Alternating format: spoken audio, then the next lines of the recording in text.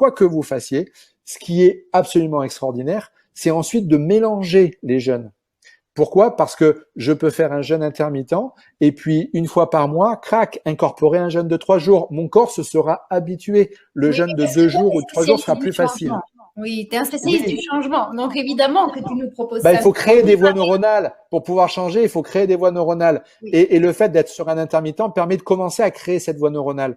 De passer tout de suite aujourd'hui, si vous regardez ce webinaire et vous dites, tiens, je veux régénérer, je veux que mes cellules aillent mieux, je veux rentrer dans ces phases d'autophagie, c'est-à-dire que mes cellules fassent le grand nettoyage, nettoient et que toutes les cellules négatives, malades, etc. soient évacuées de mon corps. Donc, je vais faire un jeûne de 3 jours. Si je décide comme ça de le faire maintenant, il y a de fortes chances que ce soit très difficile. Enfin, j'y arriverai peut-être, sûrement, mais ça sera Non, je pense. difficile. Mais c'est Pourquoi? pas. Parce qu'il n'y a pas de voie neuronale derrière. Et pour créer cette voie neuronale, il faut aller progressivement. Et pour y aller progressivement, il faut d'abord instaurer petit à petit, comme on va courir un marathon. D'abord, on va courir 1 kilomètre, puis après 2, et puis après 3, et puis 5, et puis 10, et puis 20. Donc, juste pour quelqu'un qui n'a jamais jeûné, tu conseillerais quoi?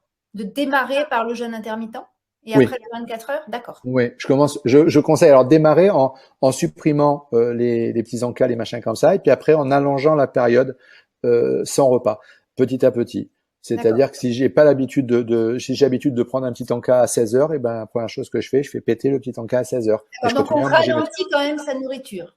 On ralentit ce rythme effréné C'est trop, quoi. de travail digestif, notamment au niveau de notre pancréas, de notre insuline, qui va du coup sans arrêt travailler, stocker. Et très attention, parce qu'il y a des gens qui me disent, mais moi je suis très très mince, donc je peux pas gêner parce que si je jeûne, je vais perdre du poids. C'est absolument faux. Il y a beaucoup de gens qui sont des faux minces. C'est-à-dire des gens qui sont gras à l'intérieur et minces à l'extérieur.